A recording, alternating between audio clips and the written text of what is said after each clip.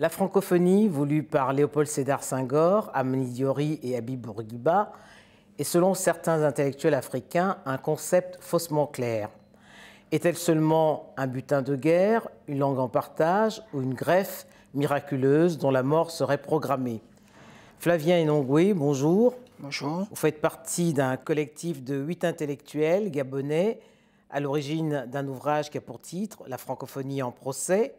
Pourquoi avez-vous tenu à prendre sa défense? Alors, je ne sais pas si on prend sa défense, mais il nous a paru nécessaire de chercher à voir un peu plus clair. Vous vous souvenez que l'année dernière, le ton a monté, pour ne pas dire plus, lorsque l'écrivain franco-congolais Alain Mambakou a décidé de formuler publiquement son refus à l'invitation qui lui avait été faite par le président Macron afin de réfléchir et mener une réflexion collective sur l'avenir du français et de la francophonie. Alors là, nous avons constaté que de toutes parts, à peu près, essentiellement africains, un certain nombre d'intellectuels sont montés au créneau pour effectivement épouser le mouvement dans le sens d'Alain Mambakou, pour considérer que la francophonie était un non-sens ou parce que, selon eux, servait en réalité les intérêts diplomatiques et politiques de la France. Et nous avons pensé que, sans pour autant chercher à entrer dans la polémique, nous avons estimé que c'est trop exagéré de résumer les choses ainsi, que les choses étaient un peu plus complexes, en pensant effectivement que la francophonie pouvait renvoyer à autre chose qu'au tard, qu'aux problèmes politiques, parce qu'elle était d'abord et avant tout un projet autour d'une langue et autour d'une culture.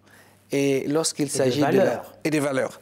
Et lorsqu'il s'agit de la langue, de la culture et des valeurs, il n'y a pas que le conflit qu'il faut mettre en perspective, il y a aussi les bonnes raisons d'être ensemble. Vous dites de la francophonie que c'est une greffe miraculeuse. Mais a-t-elle, selon vous, d'abord une fonction politique ou géopolitique?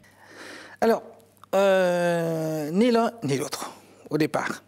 Pourtant, c'est ces deux fonctions qu'on défend. Voilà. La culturelle d'abord, oui, dès sa création, oui, et la politique ensuite, dès 1997.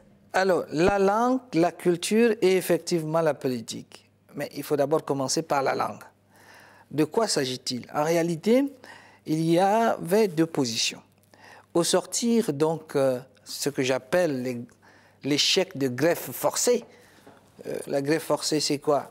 Historiquement, c'est l'esclavage, c'est la colonisation. Donc, nous devons nous mettre ensemble, mais nous mettre ensemble avec un maître d'un côté et puis les autres qui suivent.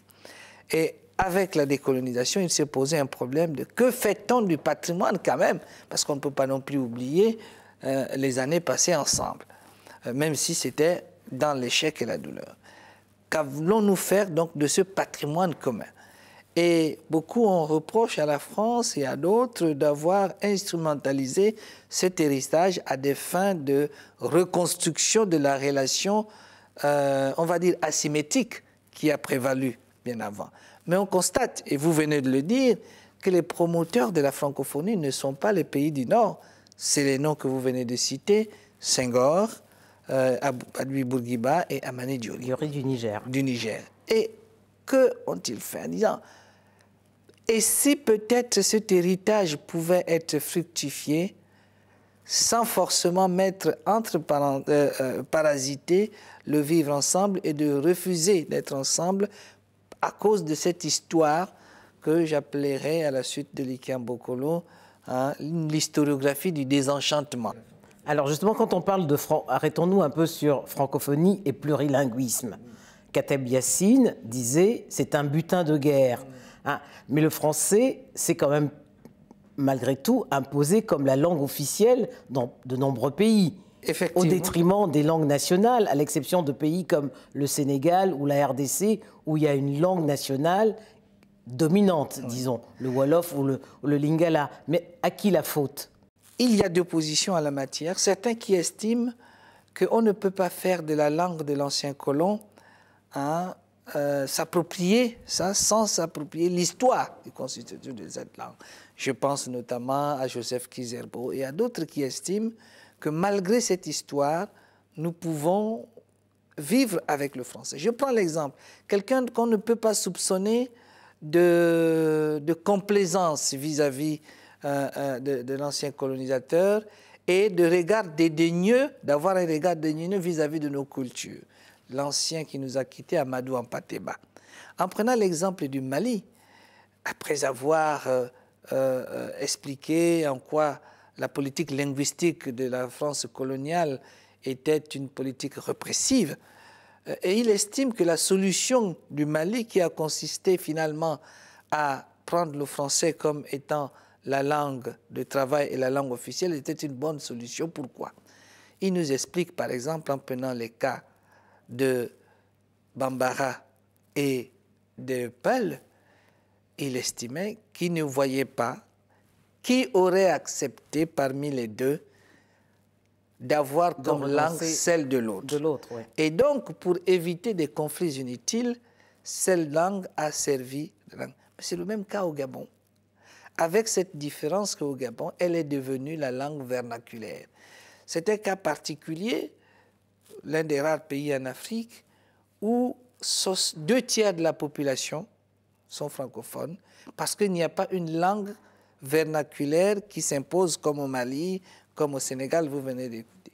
Ou en RDC. Ou en RDC. Mais les Gabonais ne vivent pas cette situation comme un drame.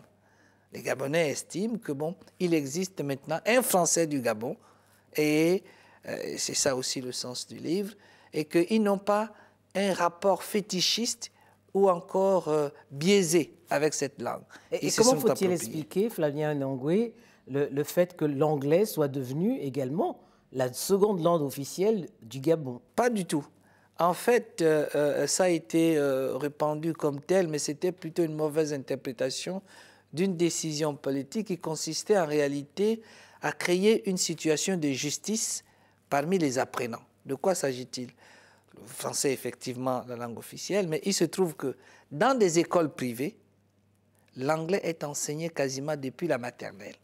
Et comme l'anglais n'est obligatoire dans les lycées publics et collèges qu'à partir de la 6e, il se créait une inégalité lorsque les élèves venant du privé arrivaient en 6e avec déjà des acquis importants en anglais et ceux qui revenaient du public où l'anglais n'était pas. Donc la réflexion du gouvernement, c'était de se dire, et si nous généralisions la pratique de l'anglais, l'enseignement de l'anglais, aussi dans les établissements publics. Et ce n'est donc pas une exception francophone. Mais non. Et donc, les gens ont estimé que non, le Gabon veut remplacer. Mais en fait, c'était un concours de circonstances. L'information a été donnée à la veille du sommet de Kinshasa. Et avant d'aller à Kinshasa, le président avait fait une visite au Rwanda. Eh bien, les gens se sont dit, finalement, le Gabon va suivre le Rwanda dans le déclassement du français. Mais ce n'est pas possible de déclasser. 61% de la population gabonaise est francophone. Et quand je dis francophone, c'est-à-dire qui soit parlent ou écrivent le français. Et c'est le premier pays en Afrique subsaharienne. Il serait difficile, d'un trait de plume, d'effacer cette réalité. Mais il n'empêche qu'aujourd'hui, l'élite est condamnée à être bilingue et même multilingue. Pourquoi? Parce que, bon, là, on a inauguré récemment un institut Confucius, mais le premier acte de l'Institut Confucius, c'est de proposer l'enseignement du chinois. Bon. Alors, vous semblez justifier le réalisme politique qui est la règle d'or du fonctionnement de l'Organisation internationale de la francophonie.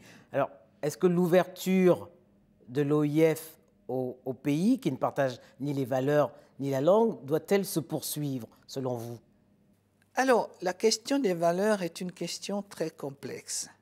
C'est vrai qu'il y a un socle de valeurs. Mais le problème avec les valeurs, c'est que lorsqu'on veut, il y a deux positions. Soit on veut faire le gendarme pour dire que celui qui n'est pas intégralement conforme à ces valeurs, encore que faudrait-il qu'on le trouve, il y a toujours des failles quelque part. Mais il ne faut pas non plus renoncer aux valeurs, puisque le corpus en la matière, celui de la déclaration de Bamako, notamment sur les élections transparentes, ainsi de suite. La bonne gouvernance. Voilà, la bonne gouvernance. La déclaration de Saint-Boniface également. Mais on n'ignore pas que nous sommes dans une organisation internationale. Et en réalité, le principe d'une organisation internationale, c'est pas de regarder la nature des régimes politiques. Et c'est ce qui se passe aux Nations Unies. La seule organisation qui a réussi à faire de l'adhésion, du respect des valeurs, une condition pour adhérer, c'est-à-dire l'Union européenne. Mais là, on voit même aujourd'hui à l'intérieur de l'Union européenne les polémiques qui se passent avec la Pologne et d'autres pays. Alors, revenons sur la francophonie, c'est que des valeurs, oui, mais il ne faut pas non plus faire comme si il y avait ceux qui étaient détenteurs de ces valeurs. Les bons et les mauvais élèves. Et qui avaient des leçons à donner aux autres. Non. Moi, je pense que dans la vie de chacun, comme dans celle des organisations, comme dans celle des États, le principe du progrès existe en se disant, mais dès lors que vous êtes à tel niveau, le travail serait de l'accompagnement et surtout de continuer à faire la diplomatie. C'est Omar Bongo qui raillait la diplomatie du mégaphone. Aujourd'hui, je pense que j'ai l'impression que ceux qui avaient même du talent dans la démocratie sont devenus aujourd'hui des adeptes de la diplomatie du mégaphone. C'est-à-dire, quand on a envie de reprocher à son partenaire quelque chose, on va vite à TV5 Monde pour faire la déclaration, plutôt que de prendre le chemin ou de Libreville, ou de Brazzaville, ou de tout autre pays, pour dire, bon, est-ce que ça ne pose pas problème pour faire ceci? La diplomatie est d'abord et avant tout une démarche souterraine. Et ça entraîne plutôt des crispations de la part de partenaires, puisque aucun pays au monde n'accepte qu'on lui donne des leçons ouvertement. Et chaque pays peut avoir aussi des leçons à donner, quelle que soit la situation à l'autre. Alors, avant de terminer cet entretien, Flavien Enangwe, 50 ans après, pensez-vous que Senghor, Bourguiba et Amani Diori se reconnaîtraient dans le concept qu'ils ont créé, c'est-à-dire le rendez-vous du donner et du recevoir? Sans doute, puisque l'élément qu'on peut admettre comme étant critère d'évaluation, c'est l'attractivité de la francophonie. Et nous constatons, et là on a tort de penser que la francophonie est le précaré, mais on n'est plus dans le précaré. Les 80, dont les 54 qui sont membres, plus d'autres qui sont observateurs et associés, nous sommes largement au-delà du précaré. Et si les autres viennent, c'est qu'il y a de bonnes raisons d'y être. Et je pense qu'il serait aujourd'hui content de voir que la famille s'est élargie. Merci Flavien Enangwe. Merci.